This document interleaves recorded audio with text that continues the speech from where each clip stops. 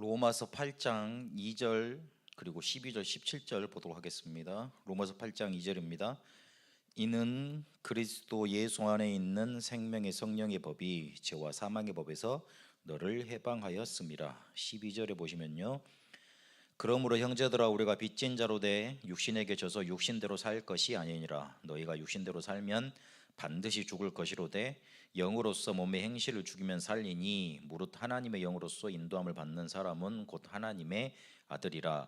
너희는 다시 무서워하는 종의 영을 받지 아니하고 양자의 영을 받았으므로 우리가 아빠 아버지라고 부르짖느니라. 성령이 친히 우리의 영과 더불어 우리가 하나님의 자녀인 것을 증언하시나니 자녀이면 또한 상속자 곧 하나님의 상속자요 그리스도와 함께 한 상속자니 우리가 그와 함께 영광을 받기 위하여 고난도 함께 받아야 할 것이니라. 아멘. 오늘은 사명자 가이드를 보도록 하겠습니다. 첫 번째 제가 이제 양면으로 인쇄를 해드렸는데 오늘 이렇게 프린트된 거 보시면 지금 줌으로 보시거나 유튜브로 보시는 분들은 교회 단톡방을 참고해 주세요. 또 없으신 분들은 어쩔 수 없고. 그 사명자 가이드 첫 번째 이렇게 앞에 이렇게 제목 붙잡혀져 있는 거 보시면 TBS 그리고 팀 사역자 훈련 교재다, 그렇게 제일 앞에 제일 왼쪽 위에 보면 메시지가 좀 적어져 있습니다. 팀 사역자를 훈련시키기 위해서 1단계 메시지를 총 정리해 놓은 게 지금 여기 들어가 있는 겁니다. 그래서 어디 가서도 요약본 갖고 다니면 다 알 수 있잖아요. 그래서 다락방 기초 메시지에 좀 요약본이라고 할 수 있고, 또 요거를 가지고 내가 붙잡고 있고 또 사명자를 전달해 보면 이 사람이 사명자인지 알 수 있는 메시지가 그렇게 요약되어 있습니다. 그래서 제목에 보시면 사명자 가이드 그래놓고 저자 유광수 목사 그래놓고 영어로 돼 있는데 If not the gospel, what? 우리가 복음으로 하지 않으면 도대체 무엇을 할 수 있겠냐? 그리고 If not now, when? 지금 아니면 또한 언제 하겠냐? 지금 해야 된다는 거예요. 그리고 If not me, who? 그랬습니다. 내가 아니면 도대체 누가 가느냐? 그렇게 해놨습니다. 복음이 아니고는 절대로 다른 곳으로 세상을 치유할 수 없습니다. 그래서 그 무엇으로 할 수 없는 거고, 그리고 지금 우리가 이 복음 가지고 응답받고 그리고 전도하러 가야 됩니다. 지금이 아니면 안 됩니다. 내일은 없습니다. 우리가 굉장한 믿음을 가지고 사는데 내일 우리가 눈 떠서 건강한 지금 형태로 이렇게 굉장히 좋은 기분으로 살아갈 것 같거든요. 그 굉장히 허망한 믿음이에요. 내일 우리가 눈 뜨고 어떻게 살지 어떻게 압니까? 지금 우리가 집에 가는 길에 또한 어떤 일이 일어날지 모르는데 굉장한 믿음이라니까요. 그리고 다른 사람이 이걸 하는 게 아니고 내가 해야 되는 겁니다. 이사야 6장에 보니까 나를 보내소서 그랬습니다. 그래서 요걸 잘 기억하시고, 그 밑에 바로 일부 뭐라 그랬냐면 하나님은 모든 것을 준비하셨습니다. 그래서 나의 영안을 열어주소서 그랬습니다. 그래서 주제 1이 뭐냐면 나는 무엇을 얻었고 누리고 있는가 그랬습니다. 우리가 실제로 우리가 받은 것을 모르기 때문에 못 누리는 겁니다.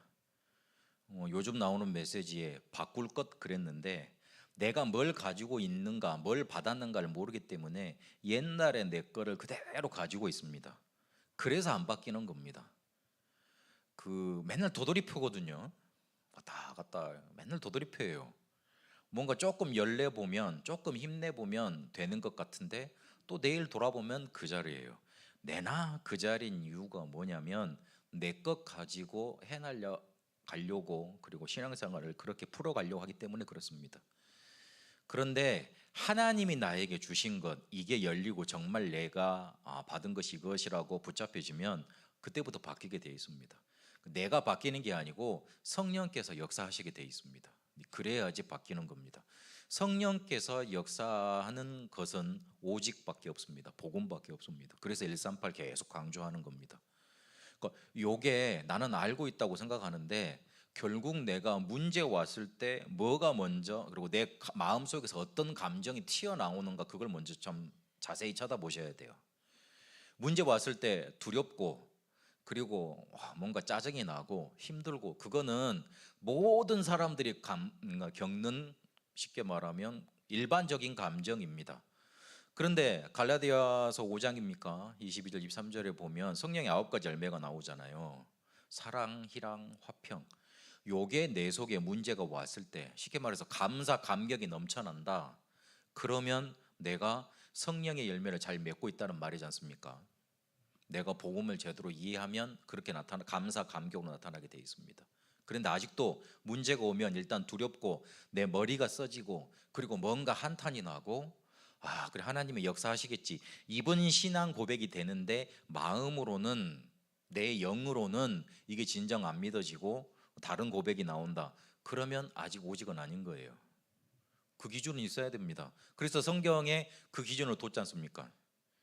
그래서 성령께서 역사하셔야 될 것 우리가 가지고 있고 거기에 눈이 열려야 됩니다. 그거를 지금 성경 구절로 계속 유 목사님이 정리를 해 놓으신 겁니다. 그래서 좀 제안 드리고 싶은 게 여러분 집에 가셔서 시간이 나실 때 이 여기서 오늘 봤던 성경 구절, 교재에서 봤던 성경 구절은 다 찾아보시고 묵상해 보셔야 돼요. 그리고 거기에다가 조금 뭔가 이렇게 그거를 따로 옮겨 적어 놓고 녹취도 하시고 그거 놓고 이렇게 기도도 하시고 좀 그러셔야 됩니다. 성경 구절 많이 아는 거 중요합니다. 그런데 복음에 관한 성경 구절 아는 게 굉장히 중요합니다. 그래서 그거 좀 묵상하시고 기도 제목 삼으신 게 낫다. 그리고 그 옆에는 교재 제일 처음에 나와 있는 서론 부분입니다. 책을 살 때 서론에 이 사람 저자에 관한 양력, 그 다음에 이게 어떻게 흘러내려와서 편집이 됐는지, 몇 판인지, 그 다음에 목차가 어떤 건지 그게 중요하지 않습니까? 그래서 그걸 이렇게 실어놨습니다. 일부 보니까 나의 영안을 열어주소서 그러면서 신자의 7가지 축복 그거를 이렇게 쭉 풀어놨습니다. 이분은 우리의 마음을 뜨겁게 하소서 그랬습니다. 현장에 사명자가 지금 이렇게 기다리고 있다. 그 사명자들을 어떻게 우리가 건져야 될 것인지 그거 방법에 대해서 알려주고 계십니다. 3부에는 현장의 문을 열어주소서 그랬는데 하나님이 현장의 문을 어떻게 예비해 놓고 계시는가. 그리고 14가 15가가 중요합니다. 하나님의 전도 핵심은 무엇인가 그랬는데 L.M. 이렇게 되어 있습니다. 교재에는 레이맨 그 현장 중직자 지도자 그거를 뜻하는 영어 단어입니다. 레이맨. 그래서 L.M. 그렇게 표시를 해놨고 그러니까 현장에서 실제로 평신도가 일어나서 전도하는 게 중요하다는 거예요. 14가는 그걸 말을 하고 있고 15가는 다른 내용이 없는데 하나님의 핵심 장소를 어떻게 예비하셨나 그랬는데 M.R.이 돼 있고 그 다음에 가로 열고 C. 그리고 가로 닫고 이렇게 돼 있습니다. 옛날 교재에는 그게 사라졌다고 또 한번 다시 들어봤는데 그게 중요하니까 M.R.은 뭐냐면 미션 룸의 약자입니다. 그리고 가로 열고 C.은 센터입니다. 그러니까 미션 룸, 미션 센터. 그러니까 예전에 유 목사님이 처음에 미션홈 이전에 갖고 나왔던 개념인 선교관 그걸 말합니다.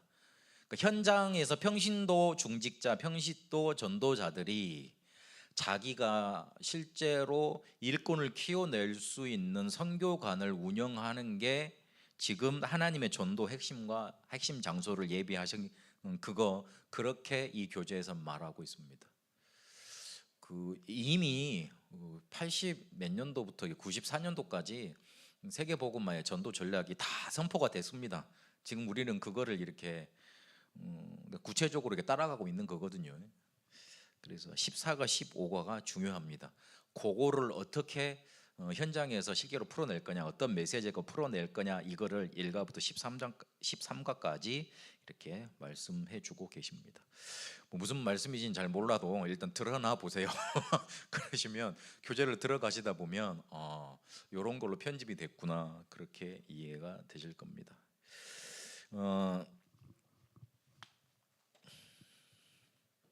이 교재를 만들고 그리고 유 목사님이 이걸 강의하시면서 모임 목적에 대해서 말씀해 놓은 게 계십니다. 교회에서 평신도가 쉽게 말하면 살아나고 활용이 되어져야 된다. 그런데 이 평신도를 어떤 사람으로 만들어야 되느냐? 전도하는 자들로 만들어야 된다. 그게 하나님의 가장 중요한 목적이다 그랬습니다. 아니, 목사님이 전도해야죠. 교육자들이 전도해야죠. 그럴지 모르겠는데 목사는 만나는 사람이 특별하게 개척하는 사람 아니면, 그리고 특출난 사람 아니면 만나는 사람이 거의 다 목사님들입니다. 그리고 성도들입니다. 그래서 실제로 목사님들이 전도한다는 건 죽었다 깨어나도 힘든 일입니다. 왜냐하면 대상이 있어야죠. 일단 대상이 불신자가 아닌데요. 그래서 그 평신도가 실제로 삶의 현장 속에 있기 때문에 그 평신도가 전도하는 자가 되지 않는 이상 이 전도, 쉽게 말하면 운동이 불붙을 리가 없습니다. 그리고 교회 안에 그룹이 있고 개인이 있을 건데 요 사람들 중에 사명자가 숨겨져 있습니다. 아직 발견되지 않은 사명자가 있습니다. 저 사람은 분명히 전도할 수 있는 준비, 그리고 저 사람은 키워놓으면 되겠다, 이런 사람들이 제 눈에도 몇 명 보이더라고요. 그래서 그 사람들을 단기간에 집중시켜서 변화시킬 수 있어야 됩니다. 그러고 난 다음에 이 사람을 파송하든가 아니면 지속적으로 훈련시키는 겁니다. 유 목사님 초창기 때 보면 19주 프로그램이 있으셨던 것 같아요. 그래서 아주 초창기 때 메시지 들어보면 19주만 19번만 나오고 만나다 보면 이 사람을 사명자인지 아닌지 달아낼 수 있다, 이런 메시지 한번 하신 적이 있어요. 그래서 이걸 지금 15가잖아요. 한 15번이면은 한 4달 정도 되지 않습니까? 아니면은 15일을 계속 만나면 되는 거예요. 아니면 단기간 하루라도 15강의 메시지를 한번 집중적으로 다뤄보면 됩니다. 반응하는 사람이 되고 결단하는 사람이 나옵니다. 그러면 그 사람은 사명자입니다. 들었는데 은혜 받고 좋다, 그러면 그 다음에 지속적으로 예배도로 인도해 주면 되는 거고, 이 메시지를 들었는데 이 복음이 선포되고, 그리고 하나님이 원하시는 전도, 그리고 하나님이 가르쳐 주시는 기도, 이 전도 방법에 마음이 불타는 사람이 나와요. 그 사람은 실제로 가서 전도하게 돼 있어요. 그리고 실제로 사람들을 데려와서 살리게 돼 있어요. 그 사람이 나오잖아요. 이 메시지로 달아보면 된다니까요. 이거는 유 목사님이 실제로 전도 운동을 하면서 여러 제자들을 키우면서 이미 임상 훈련이 된 메시지입니다. 그래서 우리가 따로 메시지를 만들어서 할 게 아니고 요 메시지 가지고 조금 사람하고 달아보면 됩니다. 이 사람이 사명자가 맞다고, 혹시 사명자가 아닐까 생각이 되면 해보면 됩니다. 말씀 나눠보면 이 사람한테 증거가 나타나고 분명히 결단이 일어나게 돼 있습니다. 그러면 그 사람을 파송을 시키든지, 그래 너는 여기 가서 전도운동에 파송시켜 놓으면 계속 도와주면 되잖아요. 메시지로 다락방 전도 훈련에는 핵심부터 이런 게 훈련이 있어. 메시지 듣고, 그리고 우리 교회 안 나오더라도 이 사람의 지속적으로 메시지 보내줄 수 있잖아요. 그렇게 할 수 있으면 됩니다. 그래서 자꾸만 재생산해 나가는 겁니다. 그리고 요 사람을, 예전에는 선교관이었죠. 미션홈에 불러 모아놓고 미션홈 모임을 계속하면서 이 사람을 제자로 만들어주면 됩니다. 그래서 이 사람이 실제로 다락방 할 수 있도록 이런 순서대로 조금만 인도해 주면 됩니다. 결국은 평신도가 여러분이 응답받고 전도의 결단 내리지 않는 이상 실제로 전도될 리가 없습니다. 전도 운동 일어날 리가 없습니다. 그래서 조금 요 메시지를 마음속에 심도 깊게 붙잡고 계시라, 그런 말씀을 드리고 싶고, 그리고 말씀을 계속 받으시면서 결단을 하시겠지만 우리가 진짜 복음 전해야 됩니다. 이유가 있는데요. 나 같은 사람이 많으니까 찾아가서 그 사람들을 살려줘야 됩니다. 나에게 답이 됐다면 그 사람한테도 답이 됩니다. 나를 살리신 복음이라면 내가 만나는 나한테 문제 가지고 오는 사람들 충분히 살릴 수 있습니다. 그거 확신하셔야 됩니다. 나를 치유하신 복음이 맞으니까, 나를 살리는 복음이 맞기 때문에 저 사람도 살릴 수 있습니다. 분명히 그렇습니다. 하나님은 우리가 할 수 없는 거를 하라고 얘기하신 적이 없습니다. 너희에게 성령 충만 임하면 권능을 받고 땅끝까지 이르러 내 증인이 되리라 그랬습니다. 먼저 우리에게 복음이 찾아오셨잖아요. 먼저 우리에게 복음 주셨잖아요. 그 복음이 나를 살리셨잖아요. 그렇다고 안 느껴지십니까? 그 복음이 나에게 참된 희망과 참된 능력으로 내게 임하셨잖아요. 그러면 나에게 답이 됐다면 내가 만나는 사람에게도 답이 될 수 있습니다. 그래서 가서 복음 전해야 됩니다.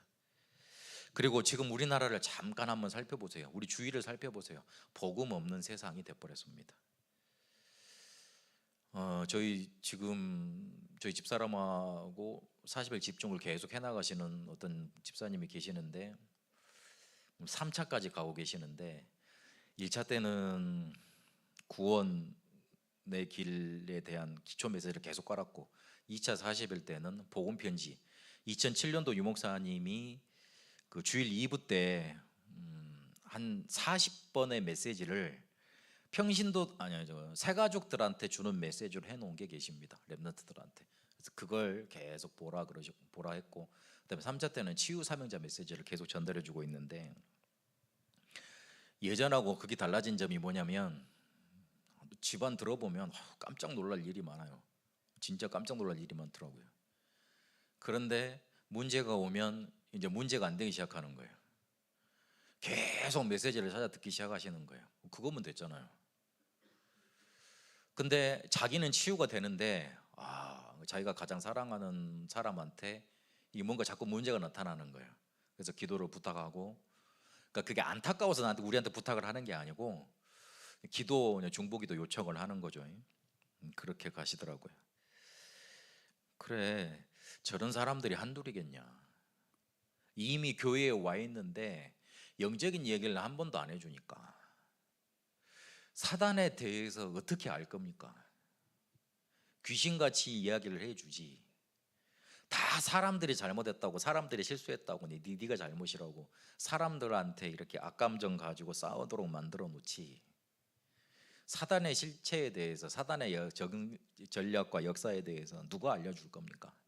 끔찍하게 모르고 있는 사람들이 수두룩하게 쌓여 있습니다. 자기가 잘못해서 알코올 중독 빠진 줄로 알아요. 그렇게만 알고 있어요. 근데 내가 잘못하고 내가 연약해서 빠진 건 맞죠? 내 책임이죠. 그러나 사회적인 문제도 있고요. 그 사람에게 뭔가 역사하는 가문의 문제도 봐야 되고요. 그리고 이 사단의 역사, 꽉 붙잡고 있는 사단의 역사, 그것도 알아야 됩니다.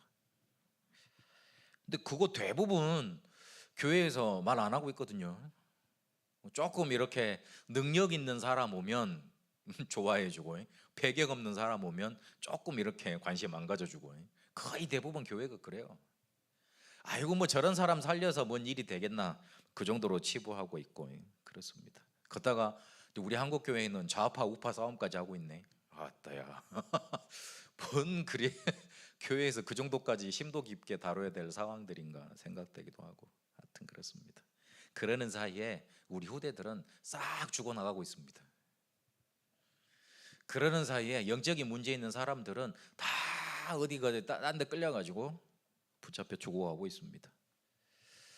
전도하기 어려운 시대는 되는 거 맞습니다. 그러나 왜 신천지하고 하나님의 교회는 그렇게 부흥을 한답니까? 그리고 왜 여호와의 증인은 그렇게 부흥을 한답니까?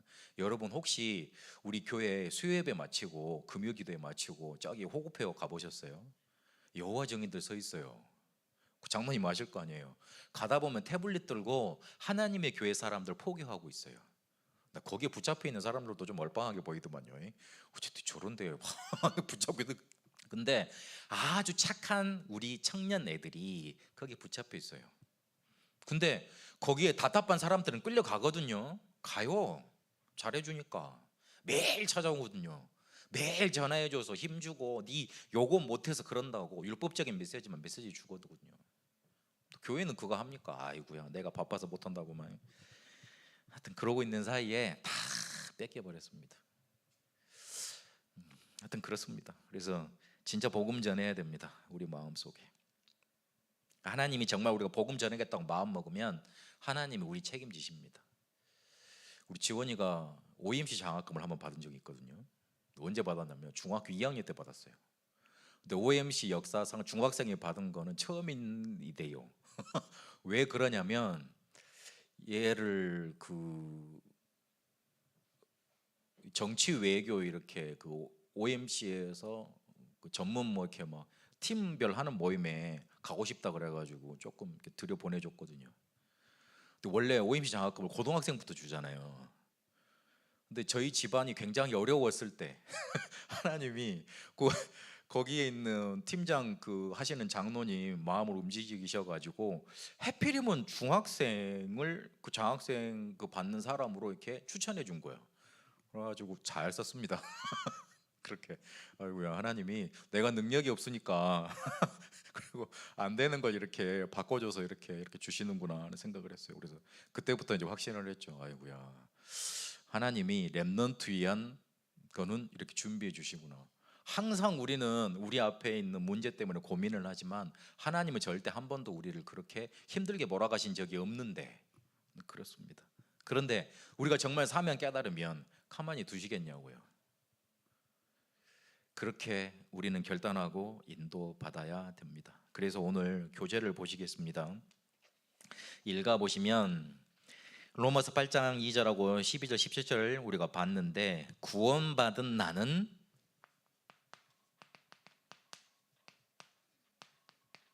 생명을 소유했다 그랬습니다. 다른 것을 우리가 받은 게 아니고 우리가 생명을 얻은 겁니다. 이 생명은 로마서 8장 2절에 보니까 성령 그랬습니다. 하나님의 영이 우리 안에 거하시는 겁니다. 로마서 8장 12절 17절에 보니까 양자의 영을 우리가 받았습니다. 양자로 삼는 경우는 단 한 가지밖에 없습니다.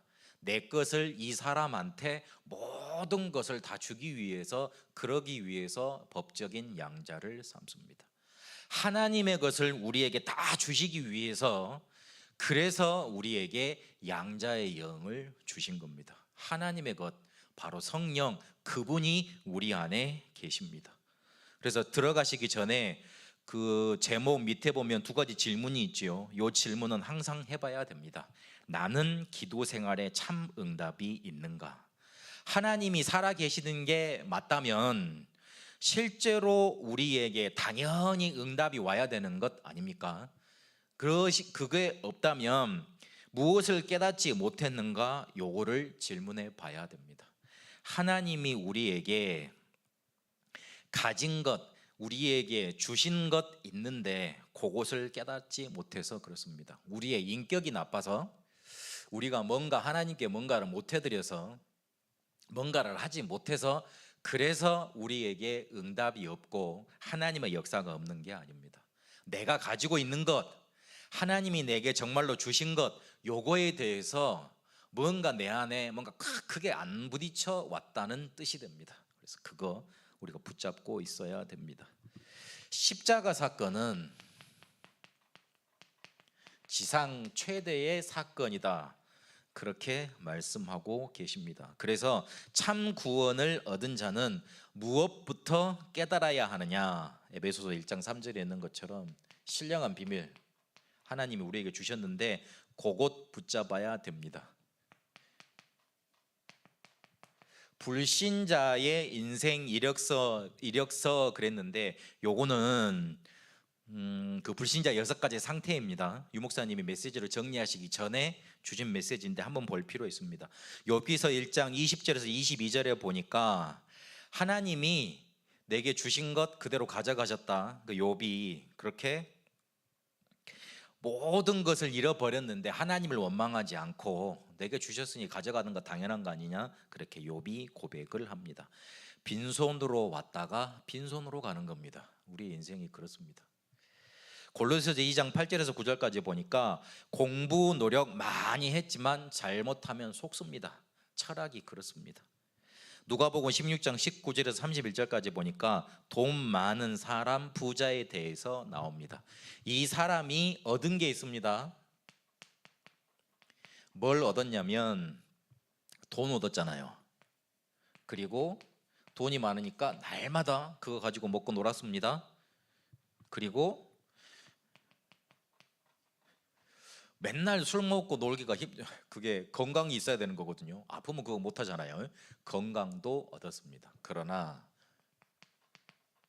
이 사람이 잃은 것 있었습니다. 네 가지를 잃어버렸다고 말씀하고 있는데, 하나님 곧 그 하나님이 주시는 생명은 잃어버렸습니다. 그리고 이 생명을 잃어버렸으니까 구원받지 못했을 거 아니에요. 구원도 잃어버렸고, 그리고 주변에 다 술 친구만 있지 참 친구도 없었어요. 복음을 전해줄 수 있는 친구도 없었습니다. 이러니 참 소망도 그 사람에게는 없었습니다. 그러니 결국 잘 먹고 잘 사다가 죽어서 지옥 간 거예요.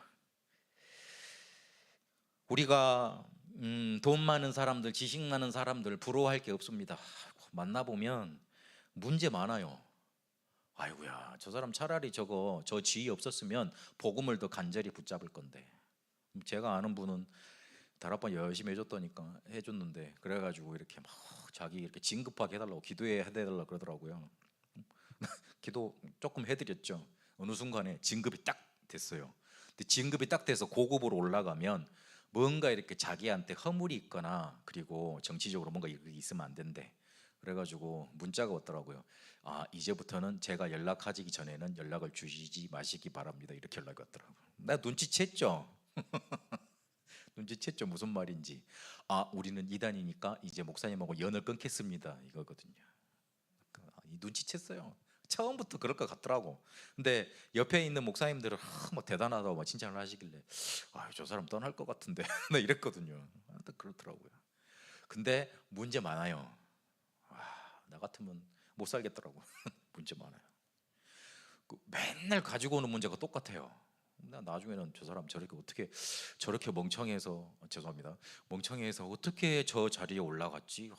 나 이제 우리나라가 걱정되네. 이렇게 생각이 들더라니까요. 그래서 차라리 없는 게 낫고 차라리 그냥 간신히 사는 게 훨씬 나아요. 차라리 그렇다니까요.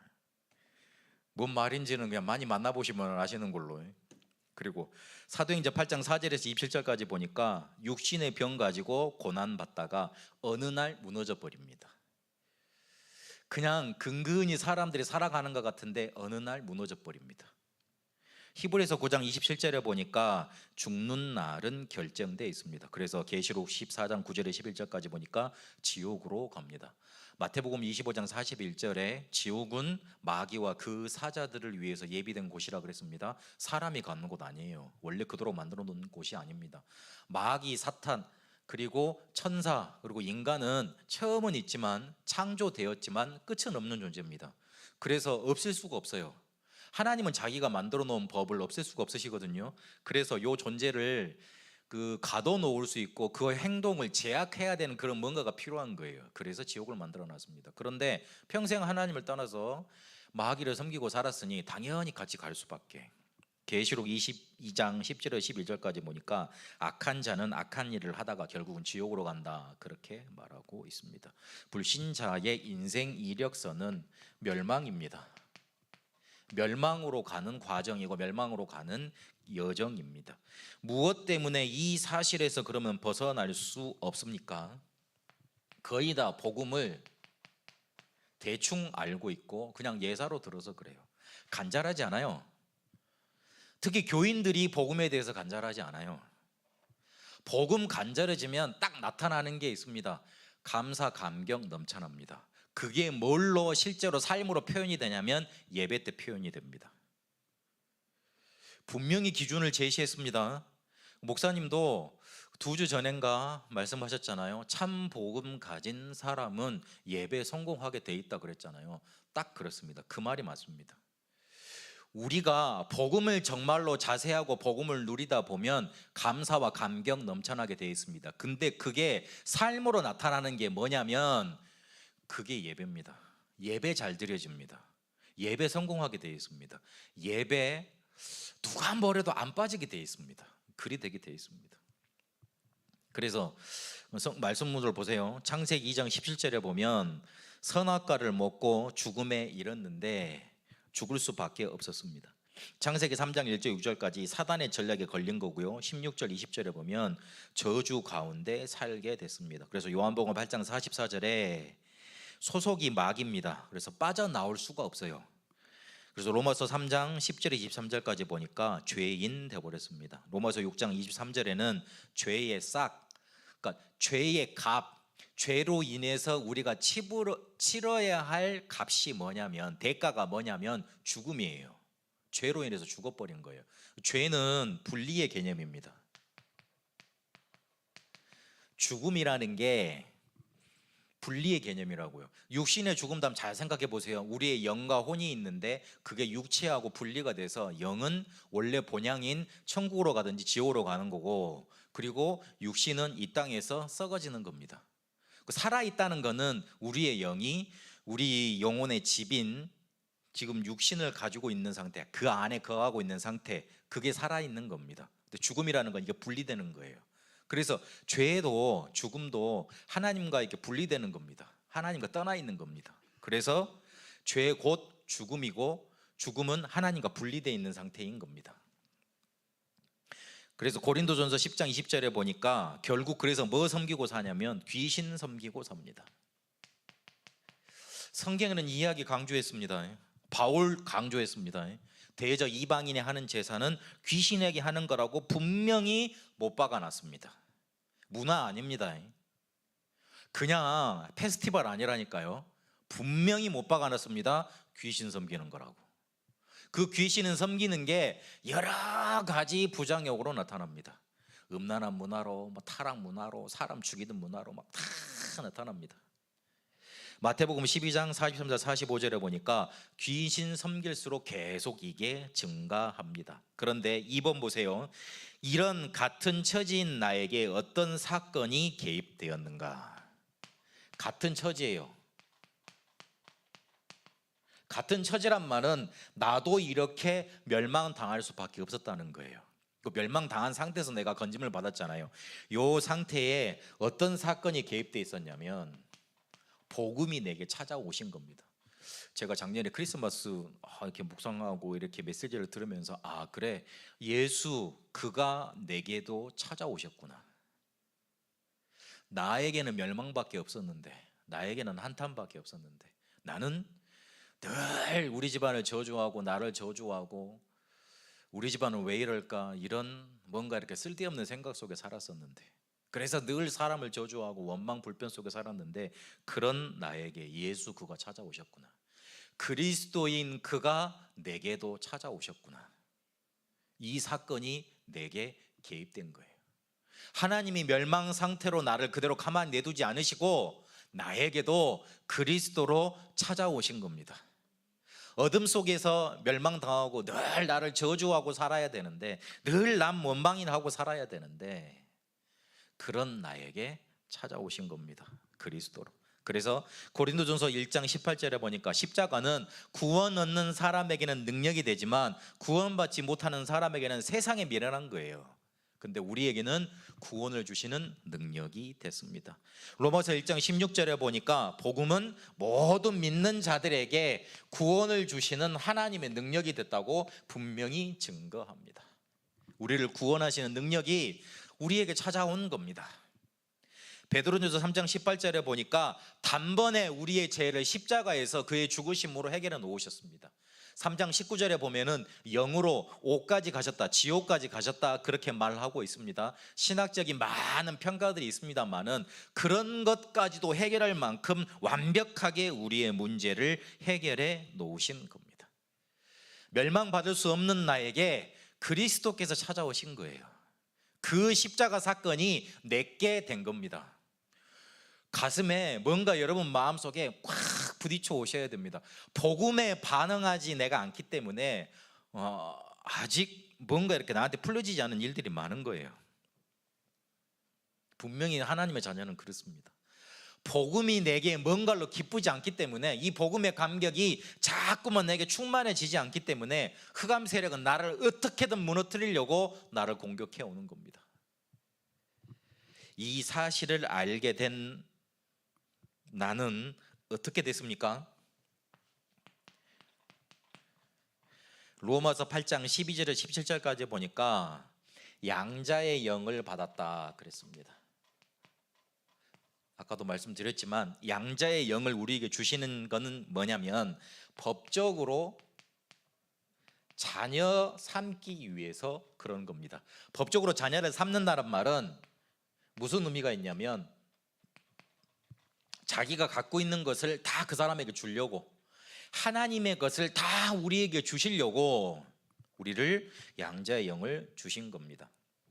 그리고 요한복음 1장 12절에 보니까 하나님의 자녀가 되는 권세 주셨다고 말을 하고 있습니다. 새 번역에 보니까 뭐라고 표현을 했냐면, 새 번역 성경 보니까 굉장히 그 현대어로 우리 랩런트들이 잘 이해할 수 있는 언어로 많이 번역이 잘 돼 있더라고요. 하나님의 자녀가 되는 특권을 주셨다, 그렇게 표현을 했더라고요.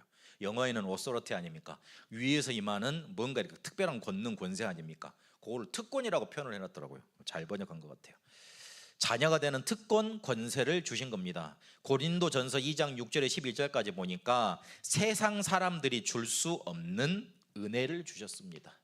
세상 사람들이 모르는 거예요. 그래서 은혜라고 표현을 해놨습니다. 요 부분을 모르니까, 요 부분에 대해서 내게 감격이 없으니까 신앙생활이 자꾸만 어려워요. 왜냐하면 내 깡다구로 신앙생활을 해야 되거든요. 내 의 가지고 이걸 풀어나가야 돼요. 내 의 가지고 문제는 계속 오거든요. 어려움은 계속 온단 말이에요. 그런데 내 의를 가지고, 내 뭔가 능력을 가지고, 노력을 가지고 해결하려니 자꾸만 어려워지는 거예요. 이 사실을 알지 못하면 어떻게 되느냐? 4번에 보니까요, 하나님의 진정한 소원은 요한일서 5장 11절 13절까지 보니까 영생 얻는 겁니다. 그래서 고린도전서 2장 12절에 이미 이게 우리에게 은혜로 주어졌는데 이걸 알도록 하나님이 쉽게 말하면 인도해 주시는 겁니다. 하나님의 진정한 소원은 우리가 영생 얻고 요거를 누리는 거예요. 요거를 계속 예언을 해 놓으셨습니다. 창세기 3장 15절을 창세기 3장 문제가 터지자마자 줘 놓으셨어요. 이사야 7장 14절은 예수님 오시기 전에 이미 700년 전에 예언된 일입니다. 출애굽기 12장 23절에 유월절 피 언약을 주셨거든요. 그게 민수기서 21장 9절에 보면 노뱀으로 구체화가 됩니다. 요한복음 3장 14절에 광야에서 노뱀이 들린 것 같이 인자도 들려야 된다, 그렇게 십자가 사건 이야기해 주고 계십니다. 요게 우리에게 강조가 되지 않으면 신앙생활이 안 됩니다. 한마디로 말을 하면 요 하나님의 소원과 요 예언된 복음이 우리 속에 강조돼야 돼요. 근데 이게 강조가 안 되면 신앙생활이 안 돼요.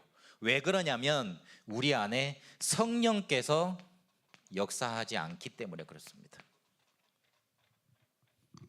성령께서 역사하실 단 한 가지 포인트는 오직 복음밖에 없습니다. 오직 복음이 우리 속에 쉽게 말하면 강조가 안 돼 있으니까, 확 박혀 있지 않으니까 성령께서 역사할 뭔가가 끈덕지가 없는 거예요. 하나님은 우리가 와달라고 해서 오시는 분이 아니고 가라고 해서 가시는 분이 아니지 않습니까? 우리의 종이 아니잖아요. 하나님은 약속하신 게 있거든요. 분명히 위에서 능력을 물부터 부었다고 약속을 하셨잖아요. 근데 그 키가 뭐냐면 오직 복음 붙잡은 사람, 오직 복음 된 사람, 오직 복음을 내 인생 속에, 내 삶 속에 강조하고 있는 사람, 그렇게 강조된 사람, 그 사람에게 역사하시겠다고 약속해 놓으셨거든요.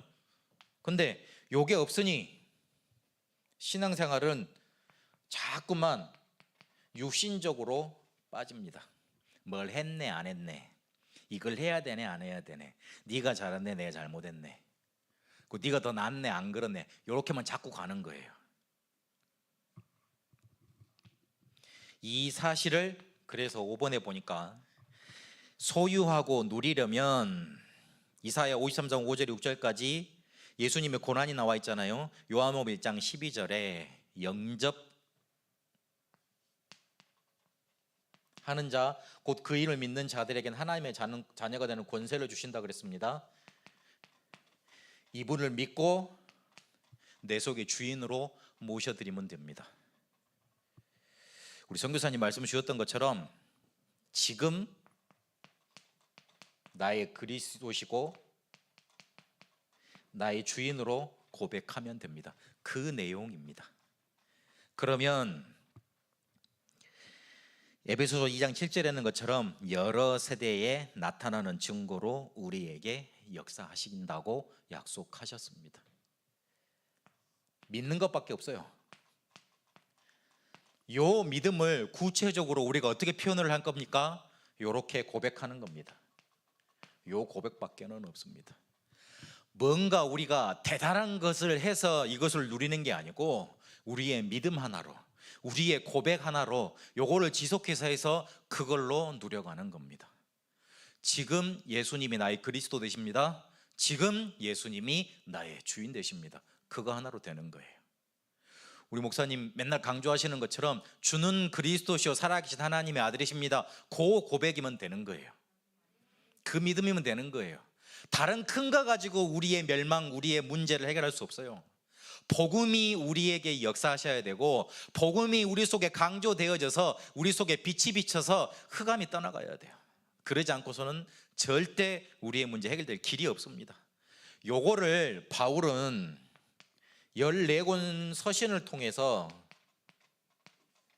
요거를 간증합니다. 뭐라고 간증했습니까? 야, 나 정말 감사하다. 요거를 고함 치듯이 계속 강조했어요. 그냥 문자만, 바울 서신이 좀 어렵죠. 철학자니까 율법학자니까 조금 문체가 어렵습니다. 제가 지금 봐도 어려워요.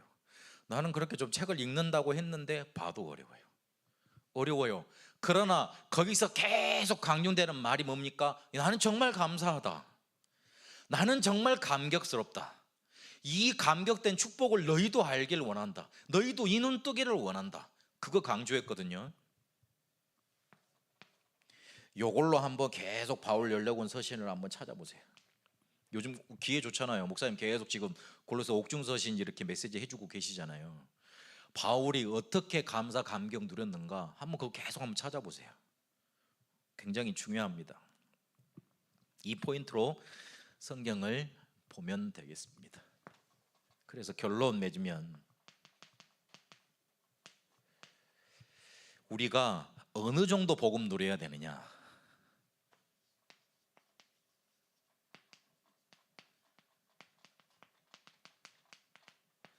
우리가 복음을 누려야지 사는데 이 다 복음을 누리라는 말인데 내가 생명을 소유했기 때문에 이걸 누리라는 말인데 어느 정도 복음을 누리면 되느냐? 기도로 복음 누리면 됩니다. 기도 내용이 우리의 신분, 권세 요거면 됩니다. 신분은 세 가지를 합하면 성령께서 내 안에 거하신다는 말이잖아요. 그래서 인도하시고 역사하신단 말이잖아요. 성령 충만 달라고 기도하면 됩니다. 그리고 권세 네 가지 있습니다. 천사 동원되고 사단 결박되고 하늘나라의 배경 누리고 그리고 세계복음할 권세 있습니다. 요거를 기도 제목으로 누리면 됩니다. 요걸 정시무시로 계속 기도하시면 돼요. 기도 제목 딴 거 하지 말고 문제가 있으면 그 문제 해결하려고 기도 제목 하는 거 일단 버리세요. 그 문제를 놓고 문제는 생각해 놓고 하나님 내 안에 성령으로 역사해 주세요. 나를 인도해 주세요. 나에게 역사해 주세요. 하늘 천군천사 파송하셔서 역사하시고 흑암 권세 결박하시고 하늘나라의 배경이 임하게 하시고 그리고 이 문제 때문에 나는 세계복음화에 적용되게 해주세요. 기도 제목 바꾸세요. 딱 이렇게 하나님 우리가 그 기도하길 원하십니다. 그리고 예배가 성공될 만큼 복음 누리면 됩니다. 아까 말씀드렸듯이 내가 복음을 정말로 누리고 있느냐 안 누리고 있느냐 삶으로 평가될 수 있는 단 한 가지 기준은 예배예요. 예배가 내가 잘 드려진다, 복음 잘 누리고 있는 거예요. 반대로 예배가 안 되고 있다, 예배가 안 누려지고 있다, 복음 놓치고 있는 거예요. 그렇게만 알면 돼요 일단. 그리고 세 번째로 모든 사람이 복음의 눈으로 보이면 됩니다.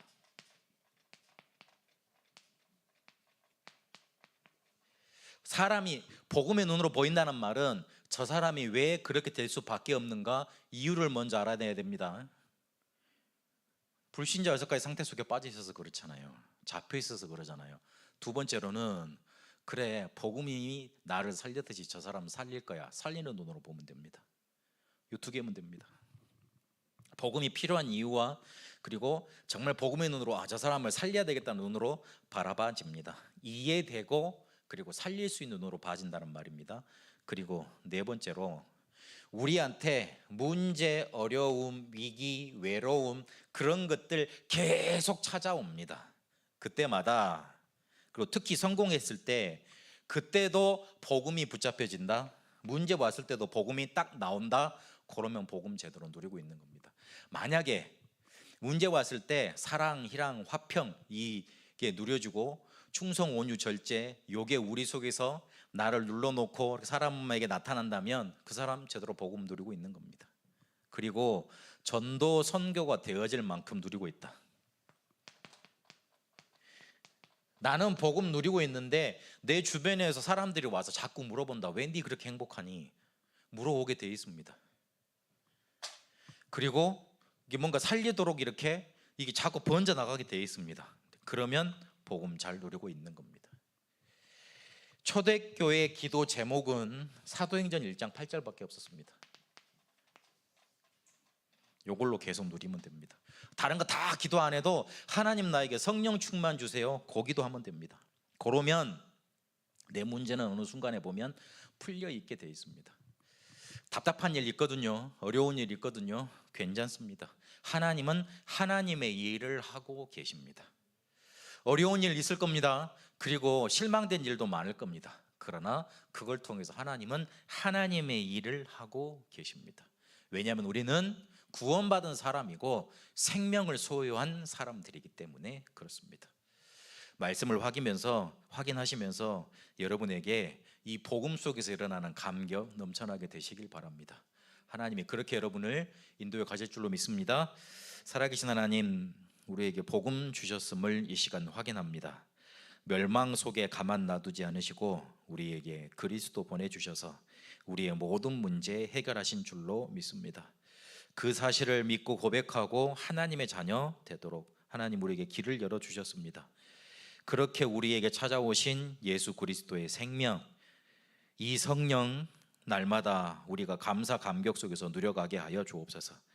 그래서 이 복음을 정말로 나의 모든 것 속에서 누려가게 하여 주옵소서. 그렇게 슬기로운 저로 우리를 인도하여 주옵소서. 살아계신 우리 주 예수 그리스도 이름으로 기도합니다.